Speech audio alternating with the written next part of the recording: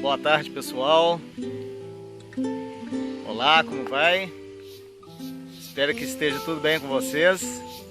Estamos aqui mais uma vez no nosso dedinho de prosa a respeito da palavra.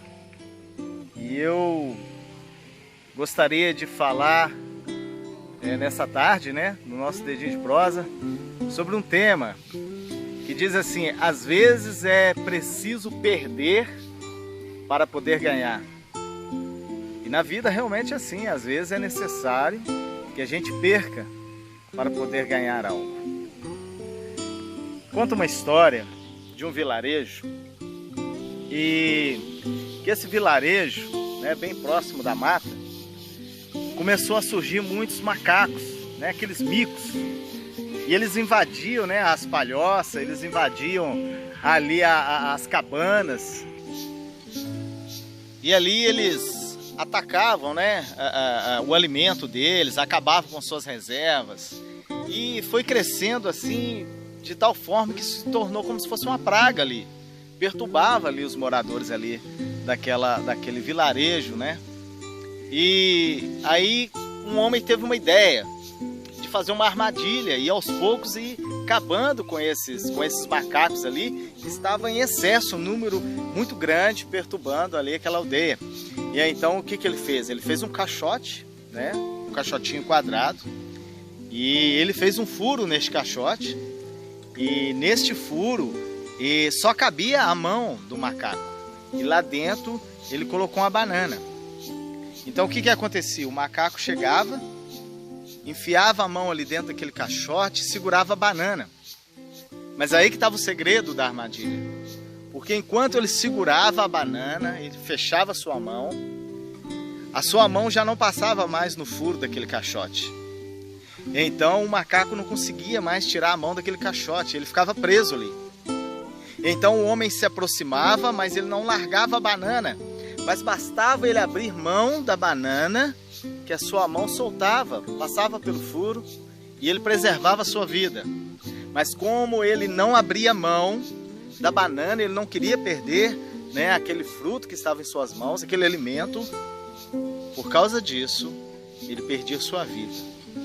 E assim, de armadilha em armadilha, eles foram matando aqueles macacos, aqueles micos que tinha ali na região, aquele número em excesso, e conseguiu controlar aqueles macacos, diminuir ali aquela praga, de forma que já não perturbava ali aquela aldeia, de tal forma que estava perturbando eles.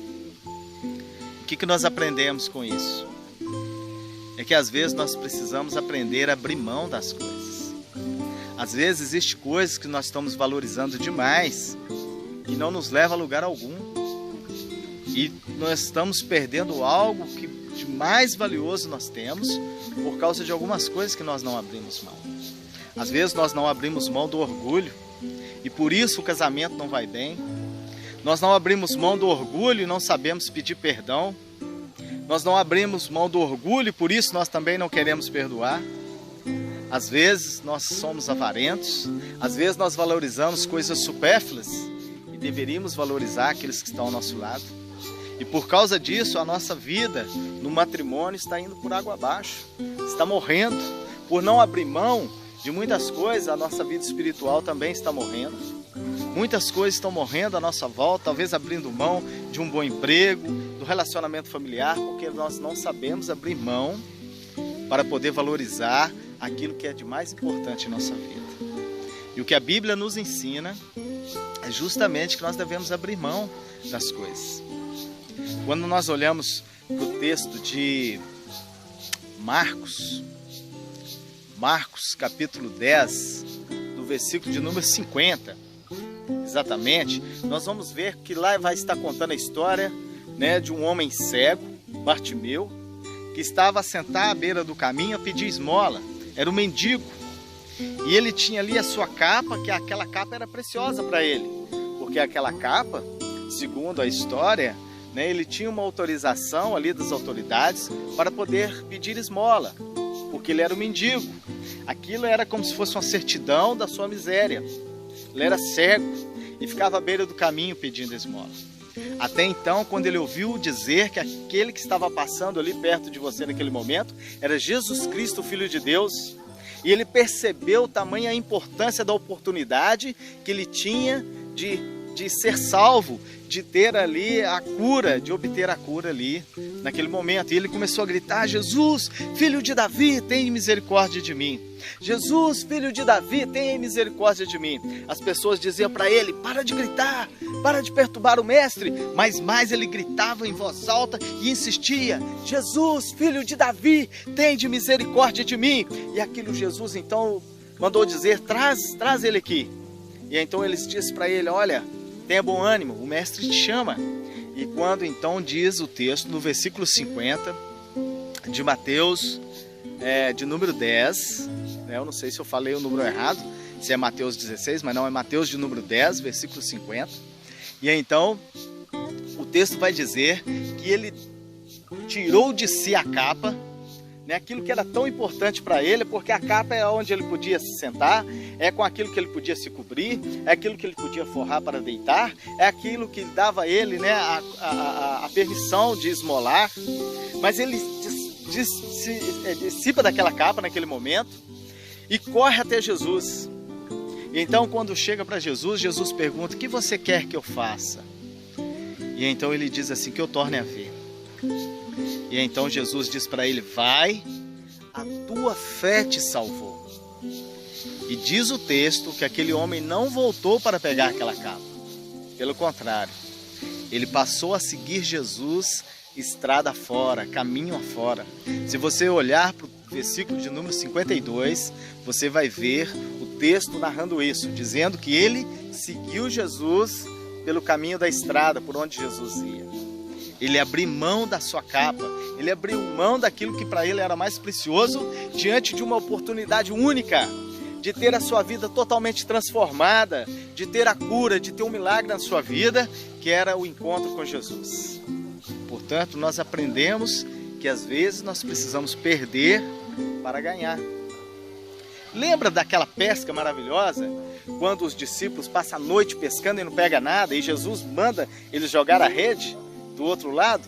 E então Pedro diz assim: olha, mestre, nós somos pescadores e nós pescamos a noite toda e não pegamos nada, mas sobre a tua palavra nós lançaremos a rede. E então diz o texto que eles lançaram a rede e pegou tanto, mas tanto peixe, que as redes começaram a rasgar, começaram a abrir de tanto peixe. E eles puxaram, pediram ajuda, né, para ir com outro barco, porque aquele barco já não estava comportando. E aí o texto vai dizer que o barco estava quase indo a pique de tanto peixe que eles pegaram. Ficaram todos maravilhados, porque tinha pegado tanto peixe sobre uma ordem de Jesus Cristo.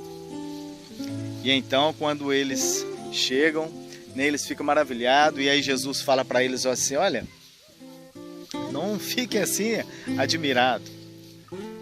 Eu vou fazer de vocês pescadores de homens. E aí o texto vai dizer, lá no versículo 11, em Lucas capítulo 5, no versículo 11, o texto vai dizer o seguinte: eles arrastaram os barcos até a praia, lavaram as redes e ali eles deixaram tudo. O versículo de número 11 vai dizer que eles deixaram tudo e seguiram a Jesus.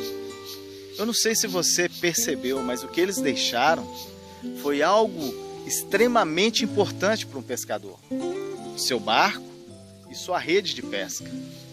Imagina um pedreiro abandonando sua colher de pedreiro, a sua desempenadeira, a sua pá, a sua enxada, a sua peneira, seu prumo, que são suas ferramentas de trabalho, no qual garante a ele, né, o pão de cada dia, o trabalho, o sustento de cada dia. É algo precioso para ele.